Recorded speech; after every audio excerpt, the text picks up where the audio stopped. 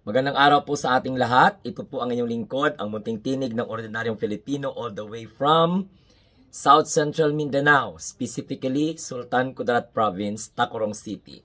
Kung kayo ay bago sa ating munting tinig channel, huwag kalimutan mag-like, share, and subscribe. And please don't forget also to click the notification bell para updated kayo palagi kung ano man ang pinag-uusapan po natin dito. Sa mga short videos man yan o live streaming. Ngayon, pag-usapan natin mga kamunting tinig at kayo din mga Duterte Dehad supporters. Gusto kong marinig sa inyo dito, no? Gusto ko marinig nyo dito sa aking vlog ngayong araw, yung tungkol po kay Sara Duterte, na palagi lang nagpapatutsada sa kay Pangulong Bongbong Marcos at sa administrasyon na ito. Hoy, Sara Duterte,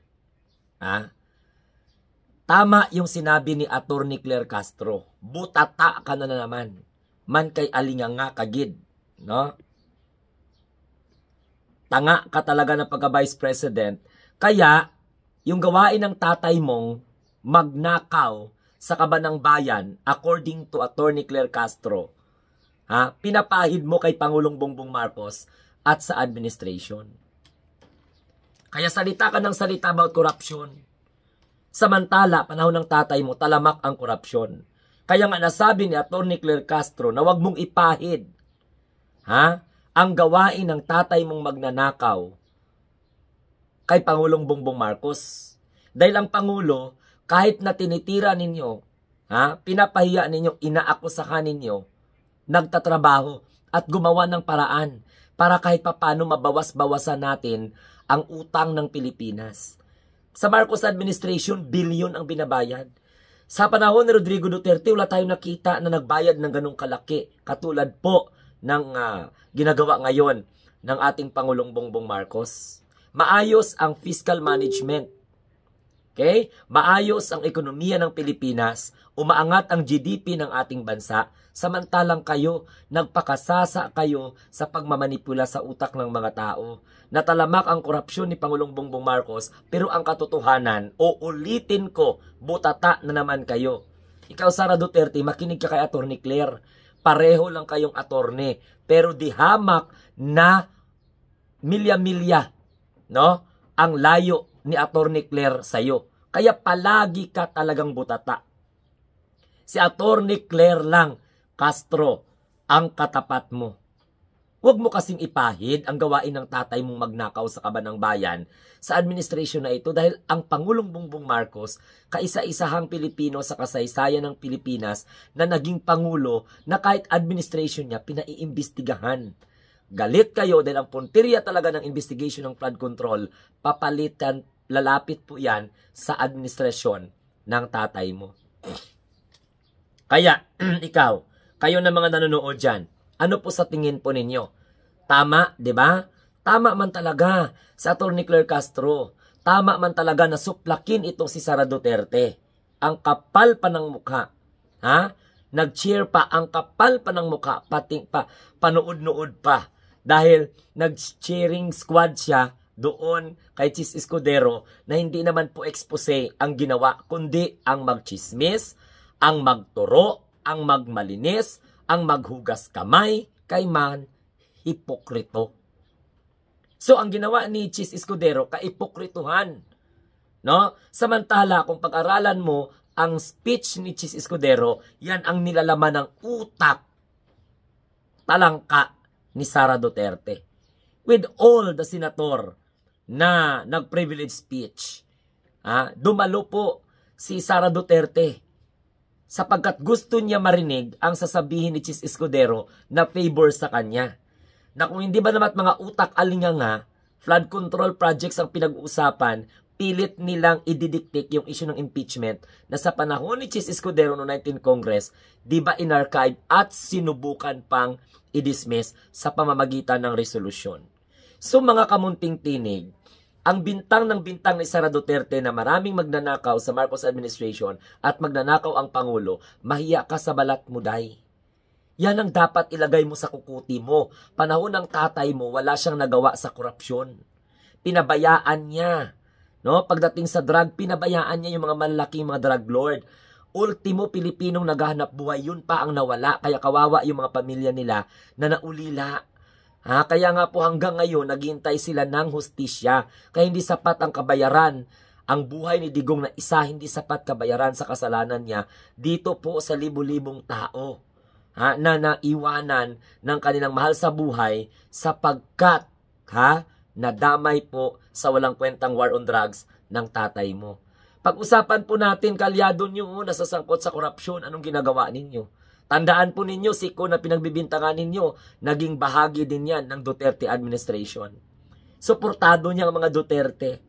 Okay? Kaya ikaw, Sara Duterte, huwag kang magpaka-ipokrito. Totoo lang, nakakahiya ka sapagkat unang-una, wala naman kayo na itulong sa bansa. Aminin nyo yan at saka sa hindi, si Sara Duterte wala pong naitulong sa bansa. Hindi po nakakapagdala ng investment yan.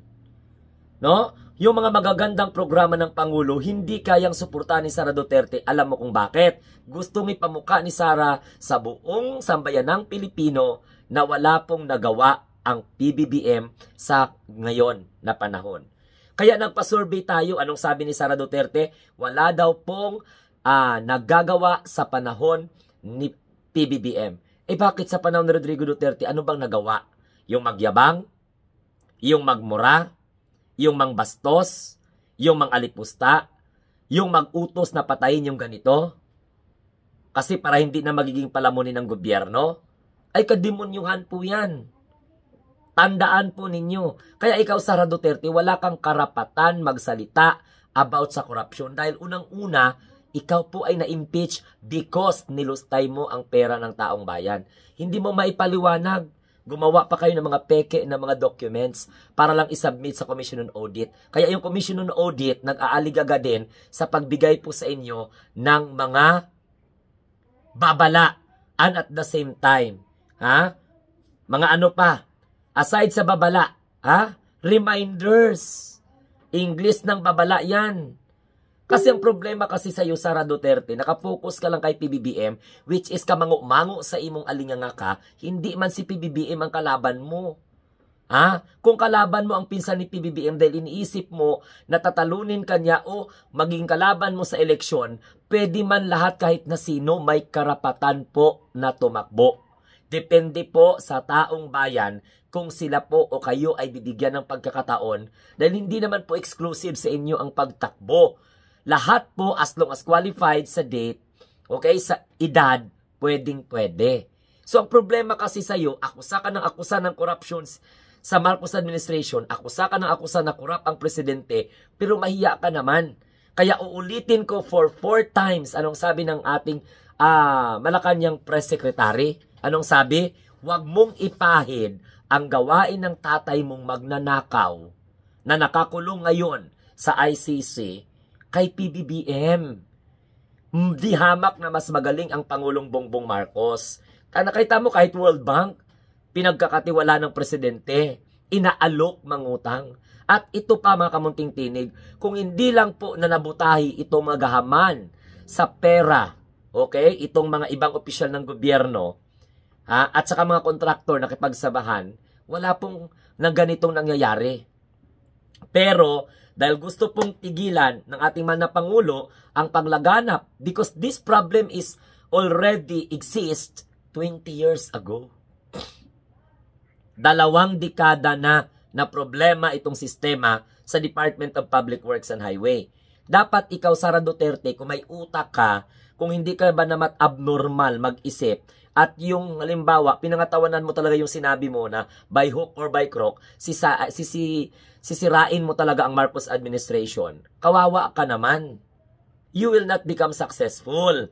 Dahil yan ay isip ng demonyo. Yan ay isip ng demonyeta. Ikaw lang man po ang makaka-benefits kapag mapatalsik ang presidente at maniwala yung mga kulang-kulang sa kaisipan ng mga Pilipino na tama ang pinagsasabi mo laban sa Pangulo. So ngayon, nililin lang nyo dahil ayaw ninyo tanggapin ang katotohanan na maganda ang fiscal management ng Pangulong Bongbong Marcos at siya lang po ang Pangulo na labanan o nilalabanan ang issue ng korupsyon ngayon, particularly itong nabulgar na mga standard ghost projects, ghost infrastructure projects na ginawa po ng mga tauhan ng DPWH at iba pong mga mambabatas na sa Senado man o nasa Kongreso, okay, nakipagsabuatan sa mga kontraktor na nahahatsit sa punto na ito na ipinagtatanggol ni Marcoleta dahil ang asawa niya pala ay independent director ng isang insurance company na konektado sa mga diskaya. Kaaligaga si Marcoleta na proteksyonan itong buhay ng dalawang mag-asawa na ito. Kaya ikaw, Sara Duterte, to be honest, Day, wala kang karapatan magsalita tungkol po na corrupt ang administration, corrupt ang presidente. You don't have the right. Why? Ikaw po ang may hindi maipaliwanag na confidential funds. So, pagdating po sa tinatawag na future ng bayang Pilipinas, ng bansang ito, hindi po namin ipagkatiwala sa iyo dahil inutil ka. Wala kang kwenta, wala kang alam kung di ang manira at magmanipula sa utak ng mga Pilipino. Huwag mong ipasa ang pagnanakaw na nangyari sa panahon ng tatay mo sa Pangulong Bongbong Marcos na nilalabanan ngayon ng korupsyon. Naintindihan mo?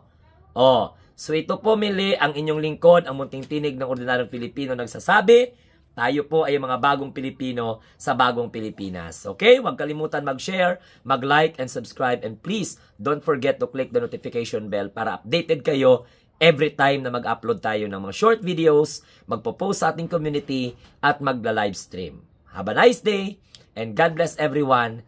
Mabuhay po tayong lahat.